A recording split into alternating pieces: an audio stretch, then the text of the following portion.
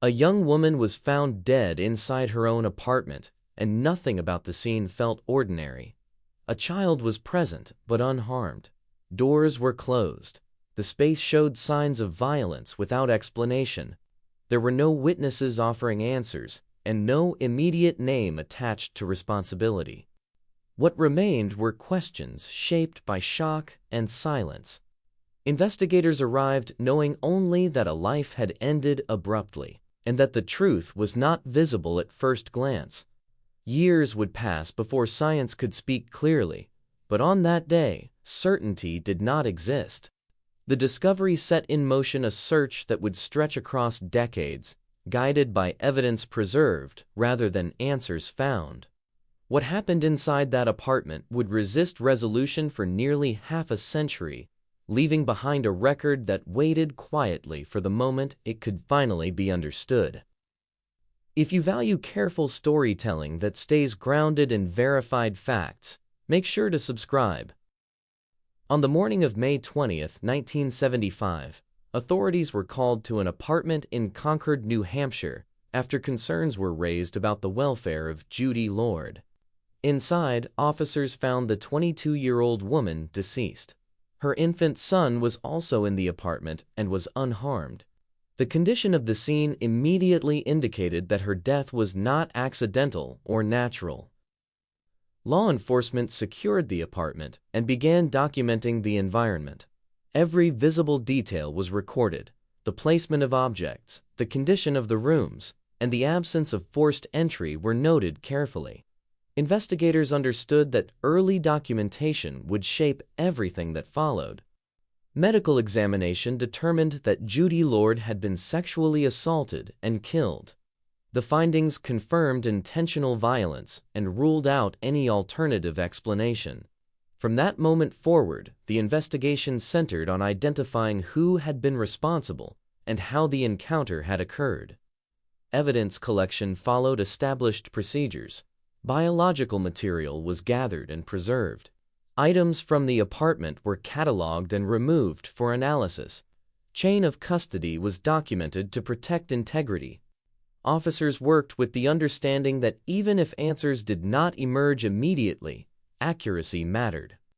The presence of the child added urgency and restraint. Investigators ensured the child's safety while limiting disruption to the environment. The apartment was treated as both a residence and a source of information. Care was taken to preserve what remained undisturbed. Initial assessment offered few leads. There were no obvious signs pointing toward a known individual, no clear indication of when the encounter began or how the person responsible entered the apartment. The lack of immediate direction required investigators to rely heavily on method rather than instinct. Neighbors were contacted to establish whether anything unusual had been observed. Building access and surrounding activity were reviewed.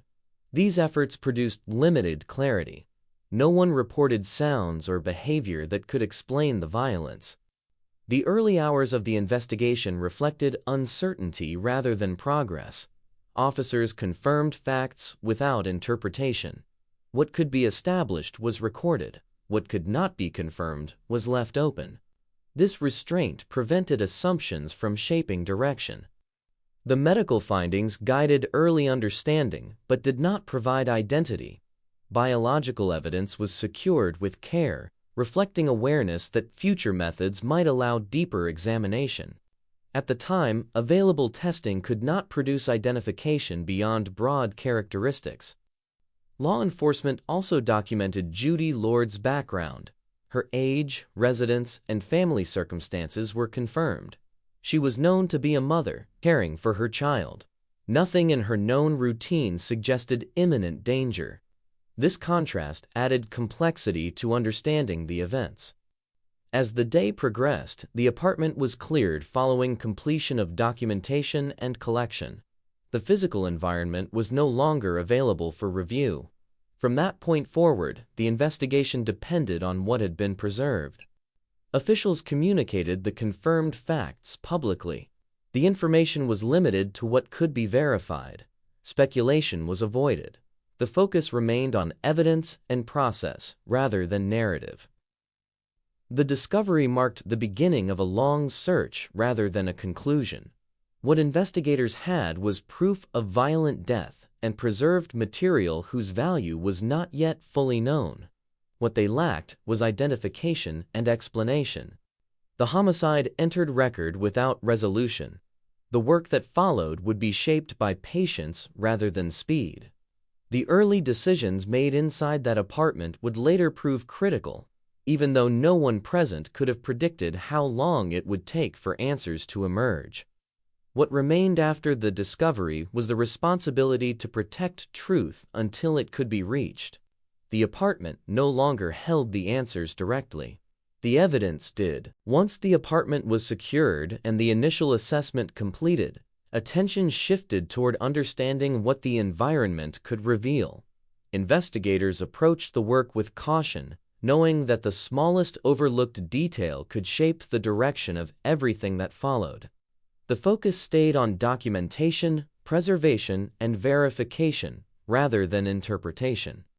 The interior of the apartment was examined methodically. Officers photographed each room, recording object placement, lighting conditions, and signs of disturbance. Surfaces were checked for physical traces. Items that appeared out of place were noted rather than immediately explained. This careful approach prevented early assumptions from influencing later analysis. Evidence collection followed established standards of the time. Biological material was gathered from relevant areas and packaged to prevent contamination. Personal belongings were cataloged and removed for laboratory examination. Each item was logged to maintain clear custody records. These steps ensured that material could be reviewed again if new methods became available. The medical examiner's findings guided early understanding. The cause of death had already been determined, confirming intentional violence. That conclusion narrowed investigative focus while leaving identity unresolved. The medical documentation was detailed, providing a factual account without speculation. Investigators also assessed entry and exit points. Doors and windows were examined for damage or signs of forced access. The absence of obvious entry damage complicated the picture. It suggested familiarity, opportunity, or access rather than random intrusion. This observation was recorded without assigning meaning beyond what could be confirmed. Attention extended beyond the apartment itself. The building layout, access route, and surrounding area were reviewed. Investigators looked for indications of movement or activity that might place another person near the residence around the time of death. These efforts produced limited information, but each finding was documented. Neighbors were contacted to establish baseline activity. Officers asked about routine sounds, visitors, and unusual observations. Responses varied and often lacked precision. No clear account emerged that could explain the violence. These statements were recorded carefully to preserve accuracy rather than impression. Investigators reviewed Judy Lord's known routines.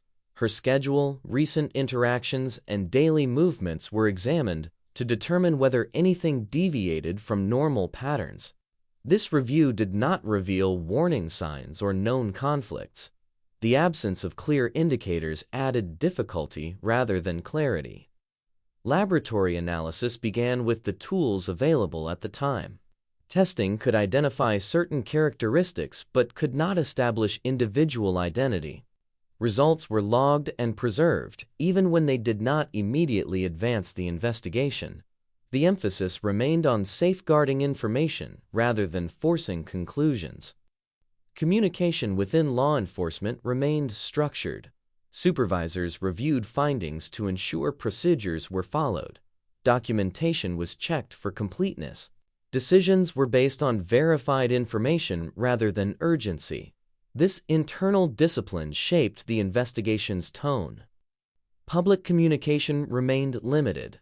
Officials confirmed the death and its violent nature, while withholding details that could compromise integrity. The intent was to encourage useful information without inviting speculation. Accuracy took precedence over volume. As days passed, the focus remained on processing what had been collected. The physical environment had already been documented. What remained were records, test results, and unanswered questions. Investigators recognized that progress might be slow and adjusted expectations accordingly. The absence of immediate direction did not indicate inactivity. Work continued behind the scenes through review, cross-checking, and consultation. Each step reinforced the understanding that the investigation would depend on patience rather than quick resolution. By the end of the early processing period, investigators had established a clear factual foundation. They knew what had occurred within the apartment and what evidence existed to support that understanding. What they did not have was a name or clear path toward identification. The groundwork had been laid carefully. Evidence was preserved, records were complete, decisions were documented. These early choices ensured that even without immediate answers, the investigation would retain integrity over time. What followed would build upon this foundation. The apartment had yielded all it could. From that point forward, progress would depend on information beyond the scene and on methods that had yet to evolve. With the apartment processed and evidence secured, investigators turned toward people who might help explain how Judy Lord crossed paths with the person responsible for her death. The focus shifted from physical surroundings to human connection. Memory, routine, and proximity became the primary tools available. Family members were contacted to establish a clear picture of Judy's daily life. Officers gathered information about her responsibilities, relationships, and recent activities. They worked to understand where she spent time, who she interacted with regularly, and whether anything unusual had been noticed in the days leading up to her death. These conversations helped establish context, even when they did not provide direction. Friends and acquaintances were also interviewed. Investigators documented social circles, shared activities, and known associations. Each account was recorded carefully, with attention given to consistency rather than implication. Most descriptions reflected ordinary routines. No immediate conflict or concern surfaced through these discussions. Neighbors and residents within the building were revisited as part of a broader effort to capture overlooked detail. Officers asked about visitors, sounds, and movement around the apartment. Many responses were uncertain. Time blurred recollection, and no single account stood out as decisive. Still, each statement was preserved to prevent loss of information. Attention also extended to individuals who had legitimate reasons to be in or near the apartment. Maintenance access, deliveries, and routine visits were examined. Investigators reviewed logs and schedules where available. These checks ruled out several possibilities but did not produce identification. Public awareness generated tips. Some came from individuals who believed they noticed something unusual. Others were based on rumor or assumption. Investigators evaluated each report against established facts. When information could not be verified, it was set aside rather than pursued further. This restraint reduced noise without dismissing potential value. Law enforcement worked to establish a timeline of Judy's last known movements using confirmed information only. Shopping habits, appointments, and caregiving responsibilities were reviewed. The effort focused on narrowing windows of opportunity rather than constructing narrative. This approach limited speculation. Background inquiries were conducted on individuals mentioned repeatedly during interviews. These checks were based on proximity and access rather than accusation. Investigators reviewed available records and conducted follow-up interviews when warranted. None of these inquiries produced evidence strong enough to advance further. The absence of a clear lead began to define the investigation. Each path explored returned to uncertainty rather than confirmation. This pattern did not indicate failure. It reflected the reality of inquiries that depend on recollection without physical linkage. Investigators remained cautious about drawing conclusions from coincidence. Familiarity alone was not treated as evidence. Proximity without corroboration did not justify focus. This discipline prevented the investigation from narrowing prematurely. Documentation became increasingly important. Officers ensured that every interview and review was recorded clearly. This attention to record-keeping ensured that future review would not rely on memory alone. The information collected during these early efforts would remain accessible long after recollections faded. As days passed, the flow of new information slowed. The pool of individuals connected to Judy's life had been examined without producing a viable suspect. Investigators reviewed their findings to confirm that nothing had been overlooked. The lack of progress weighed heavily on those involved. For law enforcement, it meant continuing without direction. For the family, it meant unanswered questions. Both sides faced the same absence of clarity. Despite limited results, the work completed during this period served an important function. It established who had been considered and why certain paths were closed. This clarity would later prevent repetition and confusion. The investigation continued forward without resolution. Physical evidence had been preserved. Human sources had been examined. What remained was a record of careful effort that reached the limits of what could be known at the time. The search for answers did not end here.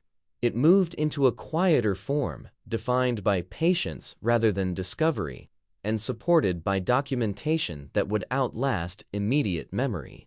As witness information and early inquiries failed to produce clarity, investigators were forced to narrow attention to individuals whose proximity or access placed them closer to the unanswered questions.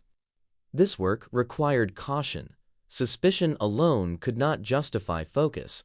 Every name considered had to be tied to verifiable contact, opportunity, or location. Law enforcement reviewed information gathered from interviews and tips to identify individuals mentioned more than once. Repetition did not imply guilt, but it indicated relevance worth examining. Officers approached these names with restraint, understanding that overreach could distort the investigation rather than advance it. Background reviews were conducted using available records. Employment history, known addresses, and movement within Concord were examined. Investigators looked for overlaps between individuals and Judy Lord's routine without relying on inference. Each review was grounded in documentation rather than theory. Several individuals were interviewed again to clarify earlier statements. These follow-ups focused on consistency and verification. When accounts aligned with documented facts, they were noted. When inconsistencies appeared, they were examined carefully.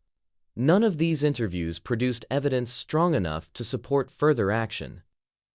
Access became a central consideration.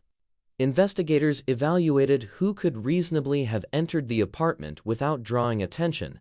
Familiarity with the building, legitimate reasons to be present, or routine access were all reviewed. These factors were considered alongside timelines established through confirmed activity. Despite careful examination, no individual emerged with a combination of access, opportunity, and corroborated evidence. Each inquiry reached a limit defined by absence rather than contradiction. Suspicion could not replace proof. Law enforcement also reviewed earlier investigative decisions to ensure no path had been closed prematurely. This internal review confirmed choices were based on evidence available at the time. No overlooked leads surfaced that changed direction. The process of elimination became increasingly clear. Individuals were ruled out through verification rather than assumption. Alibis supported by records or multiple accounts were accepted. Where information could not be confirmed, it was not used to justify continued focus. This narrowing reduced the pool of possibilities without identifying responsibility. Investigators recognized the risk of tunnel vision and resisted pressure to force resolution. Accuracy remained the priority, even as options diminished. The emotional weight of unresolved inquiry grew. Families sought reassurance that progress continued. Officers balanced transparency with realism, explaining that investigation does not always move forward at the pace desired.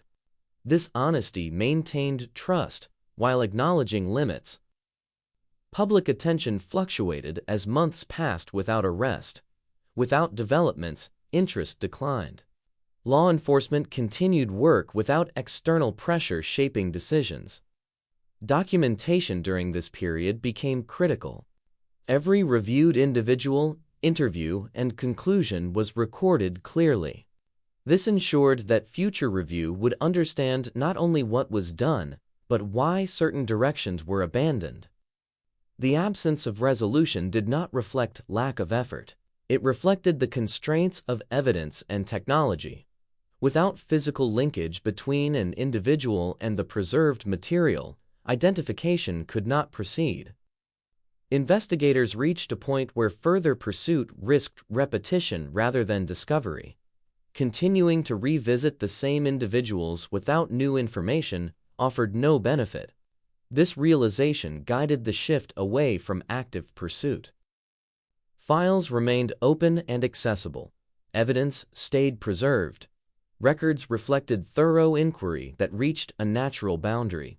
The work completed ensured that unanswered questions were documented rather than ignored.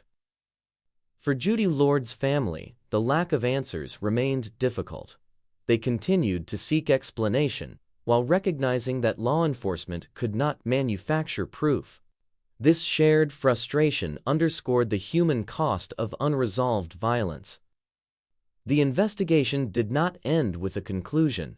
It entered a quieter state defined by maintenance rather than movement. Responsibilities shifted toward safeguarding what had been collected and ensuring that future review would not begin from scratch. What remained after these efforts was clarity about what could not be established at the time. That clarity mattered. It prevented misdirection and preserved integrity. The record now showed not only where inquiry had gone, but where it had truthfully stopped. The unanswered question remained intact, waiting not for new witnesses or renewed interviews, but for tools that did not yet exist. As investigative options narrowed, the nature of the work changed. Law enforcement did not close the file, but active pursuit slowed as available information reached its limit. The focus moved away from interviews and reviews and toward protecting what had already been gathered. Accuracy and preservation became more important than movement. Physical material collected from the apartment and medical examination was stored according to standards in place at the time. Items were labeled clearly and secured to prevent degradation or loss. Documentation accompanied each piece, ensuring that origin and handling remained traceable. These steps did not produce immediate answers, but they protected future possibility. Records from interviews and early inquiries were organized and archived. Officers reviewed files to confirm completeness and clarity. Notes were checked for consistency. This administrative work ensured that years later, another investigator could understand what had been done without relying on memory or assumption. Without new information, further interviews offered little value. Repeating questions risked altering recollections rather than revealing truth.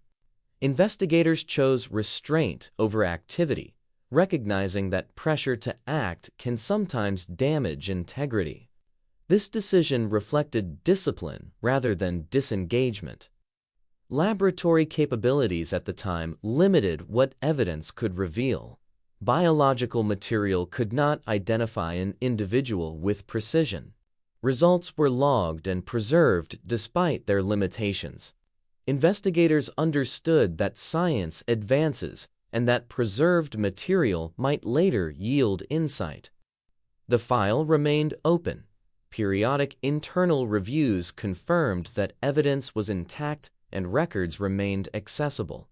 These reviews did not uncover new direction, but they ensured that nothing had been misplaced or overlooked. The work continued quietly. For Judy Lord's family, the slowing pace was difficult. Questions remained unanswered. Updates became infrequent. Law enforcement communicated honestly, explaining that progress depended on information not yet available. This transparency avoided false hope while acknowledging shared frustration. Within the department, unresolved files competed with new investigations. Resources followed immediacy. Older inquiries required maintenance rather than constant attention. This reality shaped how time and personnel were allocated. Evidence storage became the central safeguard against loss. Conditions were monitored. Documentation evolved as standards improved. Each update reinforced the intent to protect material indefinitely. The absence of visible progress did not erase responsibility. The work completed during earlier efforts had value. It established boundaries and eliminated possibilities. It ensured that future review would not repeat the same paths without reason. Years passed with no change in status. Public awareness faded. The death remained recorded without identification. What persisted was a file supported by preserved material and clear documentation. The decision to preserve rather than discard would later prove critical. Many unresolved deaths from earlier decades lost evidence through degradation or disposal. That outcome was avoided here through consistent care. Investigators understood that inactivity did not equal abandonment. It meant waiting for tools that did not yet exist. The evidence remained silent, not because it lacked truth, but because it lacked interpretation. Administrative processes ensured continuity. Transfers between personnel did not disrupt record access. Files were maintained in a way that allowed future reassessment without confusion. The years of quiet maintenance shaped the investigation in ways that were not immediately visible. Evidence remained viable. Records remained readable. Decisions were traceable. What appeared to be stagnation was in fact preparation without motion. The work done during this time ensured that when science advanced, the foundation would still exist. The unanswered question remained present, held within preserved material rather than speculation. The file waited not for new witnesses or renewed interviews, but for a shift in capability. Responsibility during these years took a different form. It meant protecting truth rather than pursuing conclusions. That choice preserved integrity, even when progress was not possible. The investigation stood unchanged on the surface, but intact beneath. The answers had not disappeared. They had been set aside carefully, awaiting the moment they could finally be reached. Years passed without change, yet the file remained intact. What shifted was not the record itself, but the environment around unresolved investigations. Advances in forensic science and a renewed institutional focus created an opportunity to look again at deaths that had reached their limits under earlier conditions. Judy Lord's file became part of that broader reassessment. The formation of a dedicated review unit within New Hampshire law enforcement marked an important shift in approach. Its purpose was to examine unresolved files systematically and determine whether preserved material could now yield information that was once unreachable. Judy Lord's death met the criteria for review because biological evidence and documentation had been carefully maintained. The process began with a detailed examination of existing records. Investigators reviewed reports written decades earlier to understand what had been established and what remained unanswered. Each document was evaluated for clarity and completeness. Decisions made during the original investigation were noted, not to question intent, but to understand how limitations shaped outcomes. Evidence logs were examined to confirm that materials remained accounted for. Chain of custody records were checked to ensure continuity. Storage conditions were reviewed to verify that preservation standards had been maintained over time. This verification was essential before any renewed analysis could occur. The review confirmed that biological material collected during the original investigation remained viable. While earlier testing could not identify an individual, preservation had prevented degradation. This finding opened the possibility of applying modern methods that did not exist in the mid-1970s. Investigators approached the next steps with restraint. The decision to re-examine evidence was not treated as a guarantee of answers. It was treated as an opportunity that required careful handling. Procedures were updated to meet current forensic standards. Documentation was revised to reflect contemporary requirements. Before any testing began, protocols were established to prevent contamination and ensure reliability. Specialists reviewed handling procedures and laboratory selection. The emphasis remained on accuracy rather than speed. Each step was recorded to maintain transparency. The review also included consultation with forensic experts familiar with modern techniques. These discussions focused on what information preserved material could realistically provide. Expectations were set based on scientific capability rather than hope. This grounded approach prevented overreach. Law enforcement informed Judy Lord's family that her file was being reviewed using newer methods. Communication remained measured. Officials explained that re-examination did not guarantee identification, but it allowed evidence to be analyzed with tools that had not been available before. No promises were made. The renewed scrutiny marked a shift from maintenance to inquiry. The work moved back toward evidence rather than recollection. Investigators relied on preserved material and documentation rather than memory. This change reduced uncertainty created by time. Internal review also examined whether any procedural improvements could be applied retroactively. This included reassessing how information had been categorized and whether modern databases could support comparison. The review remained focused on what could be verified. As preparations progressed, the investigation gained momentum that had been absent for decades. The file moved from static record to active examination. The preserved evidence became central once again. The decision to proceed with modern forensic analysis reflected confidence in preservation and documentation. Without those foundations, renewed examination would not have been possible.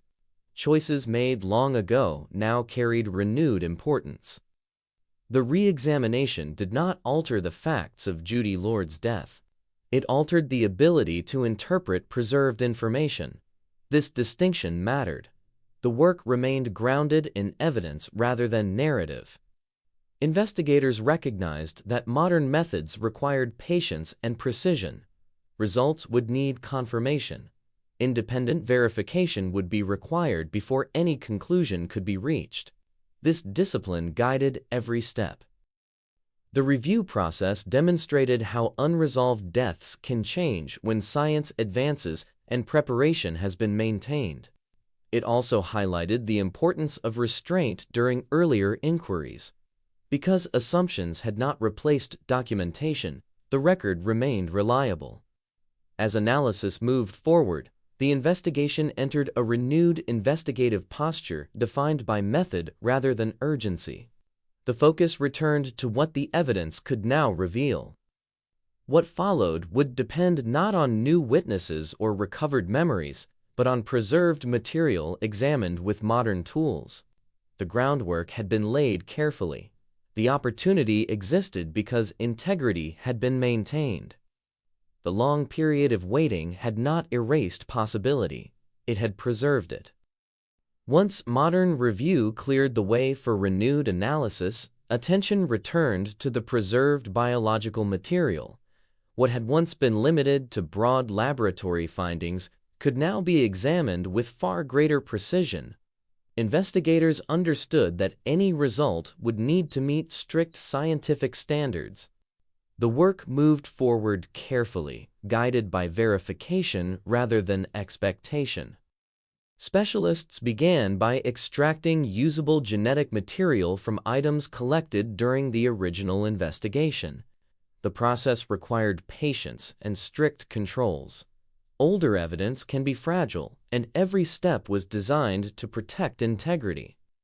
Laboratory staff confirmed that the material was sufficient for advanced testing and that results would be reliable. The genetic profile produced through this testing offered specificity that had never existed before. Analysts compared the profile against established databases used for forensic identification. These systems allow comparison across a wide population rather than a narrow group of known individuals. Early searches did not produce a direct match. That outcome did not halt progress. Investigators expanded the approach by incorporating forensic genealogy. This method examines shared genetic markers to identify familial relationships rather than individuals directly. It does not provide an immediate name. It creates a network of possible connections that must be examined through records and verification. Genealogical specialists reviewed the genetic data and identified distant relatives whose information was available through public databases. These connections were mapped carefully. Each potential branch was examined using documented records such as birth certificates, census information, and residence history. Assumptions were avoided. Every link required confirmation. As the family tree narrowed, investigators identified a line that aligned with the genetic profile and geographic factors. Through this process, attention focused on an individual named Ernest Theodore Gable. Records confirmed that he was alive in 1975 and had connections placing him within reach of Judy Lord's residence. Identification did not rest on genealogy alone. Investigators sought direct confirmation. DNA associated with Ernest Theodore Gable was obtained through lawful means and submitted for comparison. This step was essential to move from possibility to certainty. The comparison produced a definitive match. The genetic profile derived from preserved evidence aligned with Gable's DNA. This result provided scientific confirmation of contact between him and Judy Lord at the time of her death. The finding addressed the central question that had remained unanswered for decades. Independent verification followed. Additional analysts reviewed the results to confirm accuracy. Documentation was completed to ensure transparency. Investigators relied on genetic evidence supported by records rather than interpretation or recollection. Law enforcement then reviewed Gable's documented history to ensure consistency with the identification. Records showed that he had lived in New Hampshire during the relevant time. His age and location aligned with what the evidence indicated. This review supported what the DNA had already established. The identification marked a decisive point in the investigation. The uncertainty that had defined the file was replaced with documented proof. The preserved material had finally provided a name through scientific means rather than speculation. Authorities approached communication with care. Before any public disclosure, the findings were reviewed internally to ensure completeness. The goal was accuracy without exaggeration. Officials understood the weight carried by identification after so many years. Judy Lord's family was informed before any announcement. The explanation focused on evidence and method. Officials explained how genetic testing and genealogical analysis led to identification and why this information had not been available earlier. The emphasis remained on facts rather than emotion. The identification also underscored the value of evidence preservation. Decisions made decades earlier to protect biological material allowed modern science to deliver answers. Without that foresight, identification would not have been possible. Investigators acknowledged that science had changed what evidence could reveal. The facts of the killing had not changed. The ability to read those facts had. This distinction mattered in explaining the outcome responsibly. The identification did not depend on confession or testimony. It depended on genetic proof supported by records. This foundation ensured credibility and permanence. The work completed during this effort reflected discipline and restraint. Investigators avoided premature conclusions and relied on confirmation. The result was not a theory, but a documented finding. After decades of uncertainty, the preserved evidence fulfilled its purpose. It provided clarity grounded in science. The question of who was responsible no longer remained unanswered. What followed would involve explaining the outcome honestly and addressing the limits of legal response when identification occurs long after the person responsible has died. After the genetic findings were confirmed, investigators faced a different responsibility than the one that had guided earlier work. The central question of who was responsible had been answered through evidence, but the path forward was shaped by an unavoidable fact. Ernest Theodore Gable was no longer alive. That reality determined how the outcome could be handled. Before any public statement, law enforcement conducted internal review to ensure the findings were complete and supported by documentation. The genetic match had already been verified, but officials examined records again to confirm location, age, and documented presence in New Hampshire during 1975. This review reinforced that the identification rested on proof rather than inference. Authorities prepared to explain the outcome carefully. The goal was clarity without overstatement. Responsibility could be established through science, but legal action was not possible. Courts cannot try deceased individuals. No charges could be filed.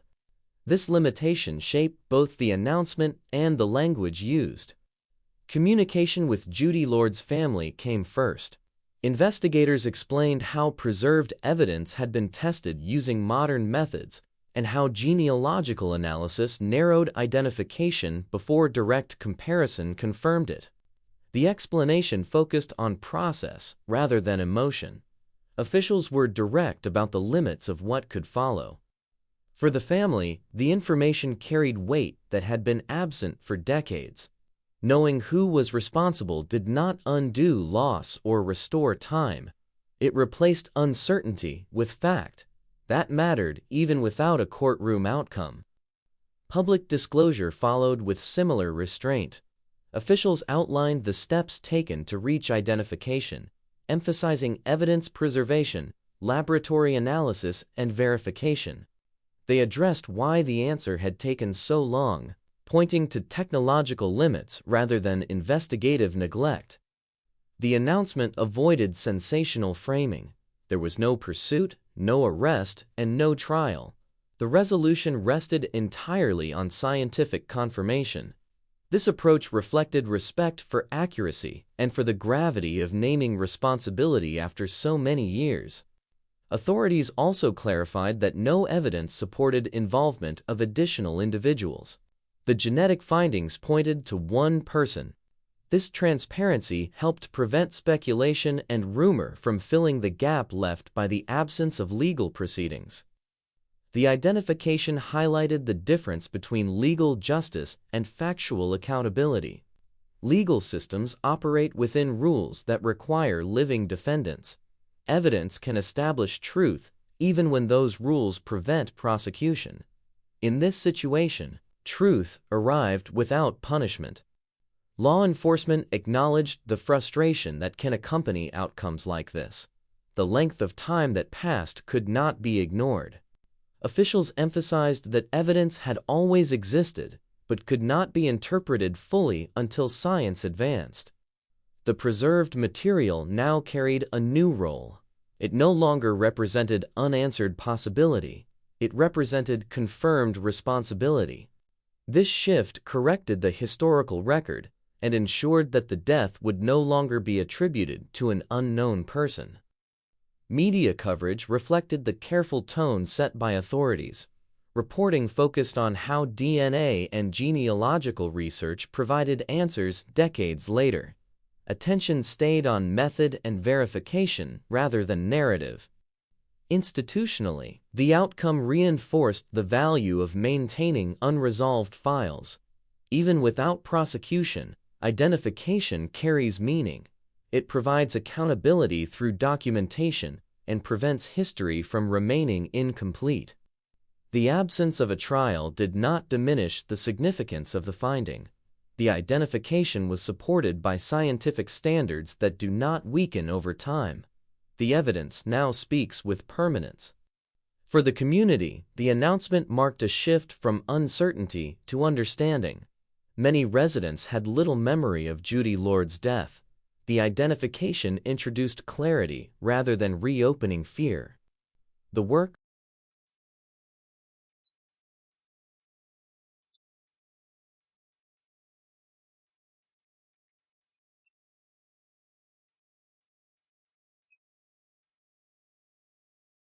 The identification without prosecution demonstrated both progress and limitation. Science delivered answers. Time removed the possibility of court action. Both realities existed together. What remained was a corrected record. Judy Lord's death was no longer defined by absence of knowledge. It was defined by evidence preserved, examined, and finally understood. After the identification was made public, attention shifted away from investigation and toward response. The focus rested on how the truth was received after decades of uncertainty and what it meant for those who had lived with unanswered questions for most of their lives. The work of law enforcement moved from analysis to explanation. Judy Lord's family received the information before any public announcement.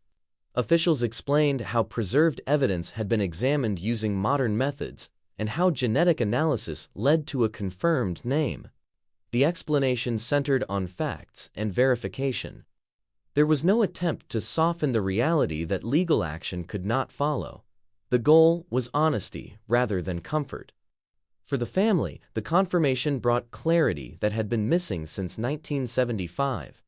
Knowing who was responsible replaced an open question that had shaped years of waiting. The passage of time had not reduced the importance of that knowledge. It corrected the record, even though it could not restore what was lost. The response within the community reflected seriousness rather than reaction. Many residents had little awareness of the death or remembered it only faintly. The announcement did not reopen fear, it provided understanding.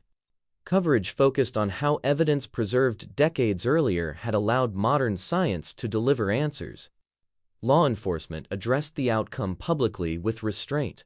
Officials outlined the steps taken during review, emphasizing evidence handling, laboratory standards, and verification. They explained why earlier efforts could not reach the same conclusion, pointing to limits of available technology rather than mistakes or neglect. This transparency mattered. It demonstrated accountability without defensiveness. Authorities made clear that identification was achieved through preparation and patience rather than sudden discovery. The message reinforced trust rather than spectacle. Institutional response highlighted the role of long-term evidence preservation. Officials noted that many unresolved deaths never reach clarity because material is lost or degraded. In this instance, decisions made during the original investigation allowed modern tools to function effectively. Preservation proved essential. The announcement also prompted broader reflection on unresolved deaths across the region. The outcome showed that answers can still emerge even when decades have passed. It reinforced the importance of maintaining records and revisiting files when scientific capability changes.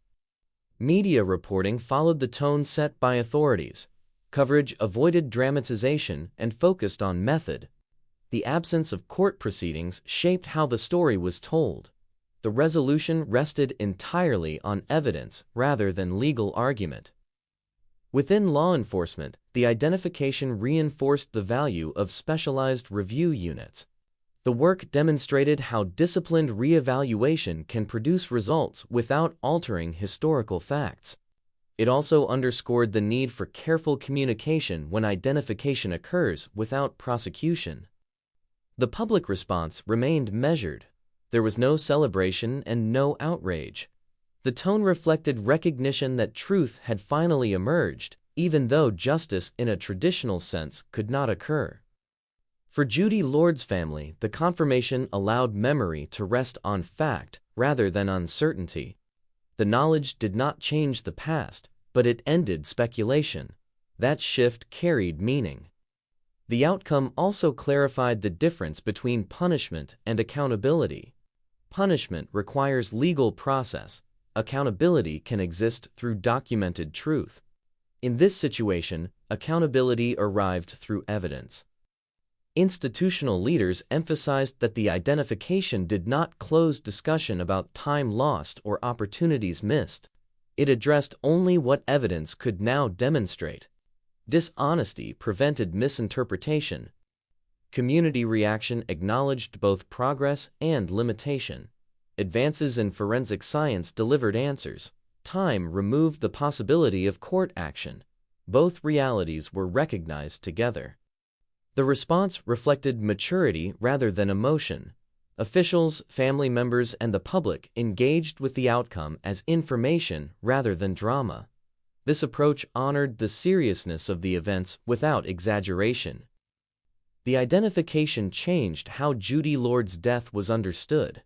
It no longer rested on absence of knowledge. It rested on confirmed responsibility supported by preserved evidence and modern analysis. What remained after the announcement was not an ending filled with resolution, but a corrected record. The truth had been established carefully and communicated responsibly. The identification of the person responsible for Judy Lord's death closed a question that had remained unanswered for half a century. It did not deliver punishment or courtroom judgment, but it corrected the historical record through verified evidence. That distinction shaped how the outcome must be understood. At the center of the resolution was preservation. Biological material collected in 1975 was handled carefully, stored properly, and documented clearly. Those decisions were made without knowing when or how the evidence might later be useful. They were made to protect accuracy. Decades later, that restraint allowed modern science to produce answers that were once impossible. The investigation demonstrated the value of patience grounded in discipline. Early investigators documented what they could confirm and avoided drawing conclusions that evidence could not support. That approach prevented misattribution and ensured that later review would not be compromised by assumption. While it delayed identification, it preserved credibility. Advances in DNA analysis and genealogical research did not change what happened inside the apartment. They changed how preserved material could be interpreted. Science expanded the ability to read information that had always existed. This shows how preparation and progress must work together. Without careful preservation, advancement alone cannot deliver clarity. The work of the Cold Case Unit illustrated how methodical review can succeed without sensationalism. The process relied on verification, cross-checking, and transparency. Each step was documented. Conclusions were withheld until confirmation met scientific standards. This discipline ensured that the identification could withstand scrutiny.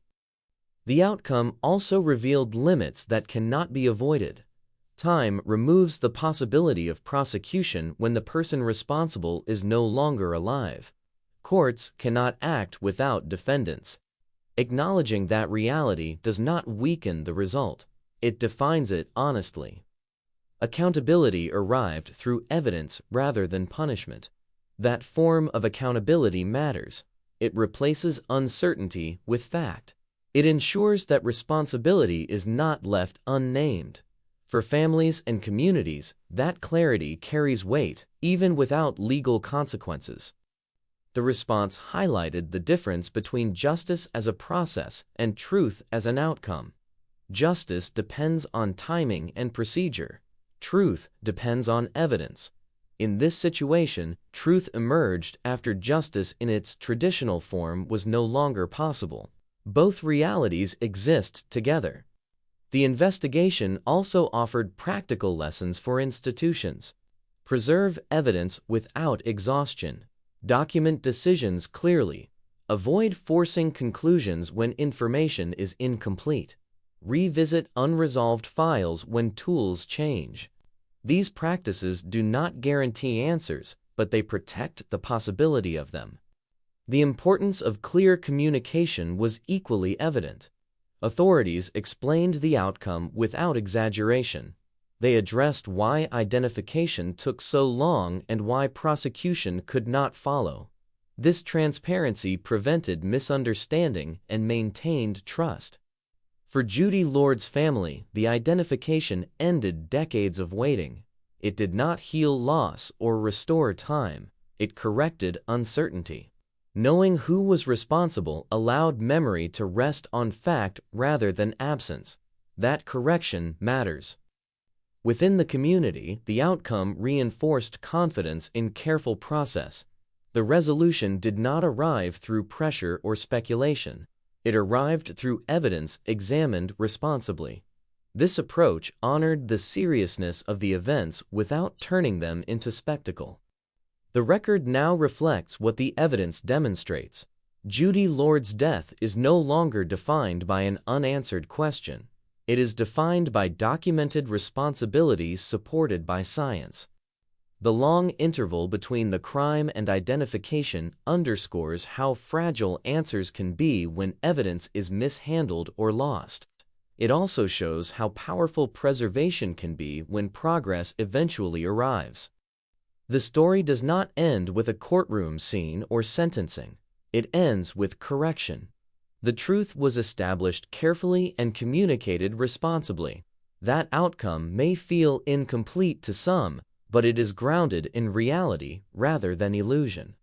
What remains is a reminder that time does not erase truth, it can delay it. When evidence is protected and methods evolve, answers can still emerge. The resolution stands as a record of integrity.